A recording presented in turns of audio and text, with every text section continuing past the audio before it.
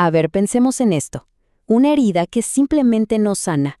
Y por otro lado, un recuerdo de la infancia, algo que creíamos olvidado. ¿Será que tienen alguna conexión?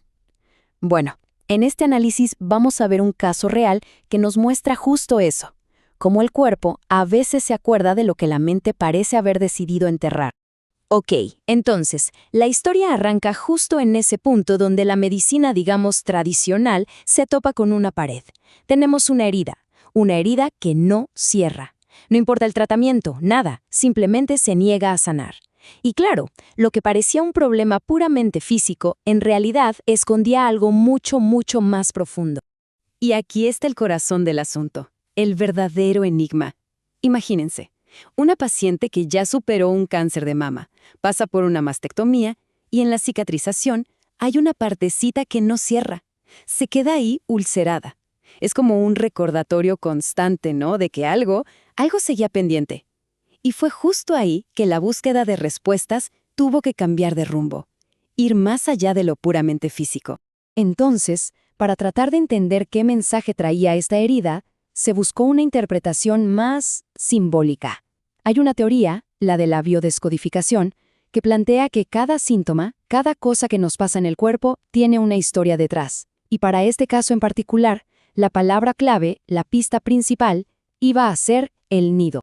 La primera pista, de hecho, la dio la piel misma, porque si lo vemos desde esta óptica, una úlcera no es nomás una herida y ya. Es como si el cuerpo estuviera haciendo un intento desesperado por sentir más, ya sea para buscar un contacto que se perdió o para marcar una separación muy dolorosa.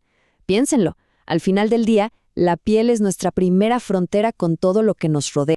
Y claro, ¿dónde estaba la herida? Era crucial. Estamos hablando del pecho, justo después de una mastectomía. El simbolismo era súper directo. Apuntaba de lleno a lo que esta teoría llama un conflicto de nido. O sea, un problema profundo que tiene que ver con nuestro hogar, nuestra familia, con ese lugar donde nos sentimos protegidos. Y así, la teoría conectó los puntos. Esa herida física en su pecho era, básicamente, el espejo de una herida emocional que estaba viviendo en ese momento.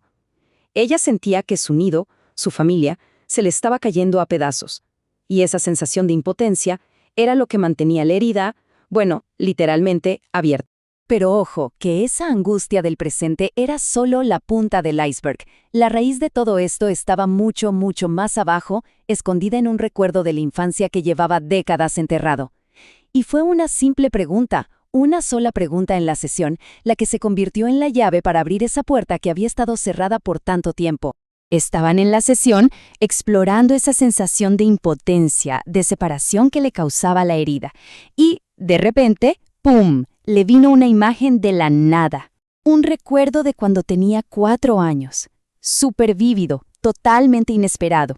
Un recuerdo que prácticamente no había vuelto a ver en toda su vida. Y esto fue lo que recordó. Iba caminando por la calle con sus papás. Un paseo familiar, todo normal. De pronto, a ellos se les ocurre hacerle una broma, y se esconden. Para los adultos seguro fue un segundo, algo sin importancia. Pero para ella, una nenita de 4 años, esos segundos fueron una eternidad. Fue sentirse completamente abandonada en medio de la calle. Y después, claro, ellos aparecieron y la vida siguió como si nada. Y aquí está la clave de todo.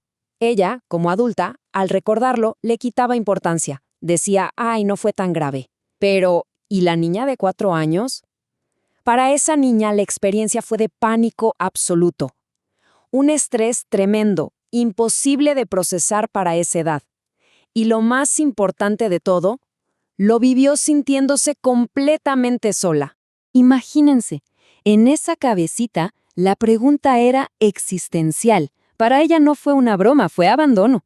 La pregunta era, de supervivencia. ¿Y ahora qué?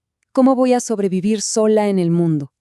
Y lo más increíble es que, a pesar del shock que le causó, fue algo que se guardó para ella toda su vida. Jamás se lo contó a nadie, nunca le dio importancia. Quedó ahí, como congelado en el tiempo. Pero bueno, sacar este recuerdo a la luz no fue solo un tema de acordarse de algo, fue mucho más. Fue darle, por fin, por primera vez, el peso que realmente tuvo. Y esa toma de conciencia, ese darse cuenta, fue lo que activó todo el proceso de sanación. Y este proceso fue como un camino, ¿no? Primero, tomar conciencia de ese evento traumático. Después, permitirse hacer el duelo por el dolor que sintió esa niñita sola. Luego, claro, expresar todas esas emociones que se habían quedado guardadas. Y finalmente, el paso clave, entender que ese pánico era del pasado, que la adulta que era hoy sí tenía cómo sentirse a salvo. Y el resultado fue impresionante, directo y físico.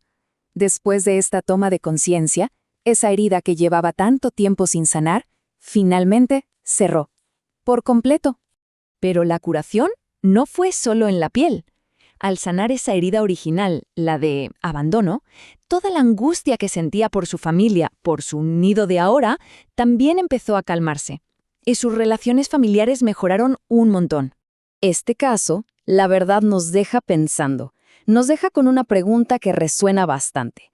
¿Será posible que una emoción que no se procesó, que quedó olvidada en el fondo de la memoria, pueda manifestarse en el cuerpo, en nuestro presente, esperando ahí, pacientemente por años, a que por fin alguien la escuche?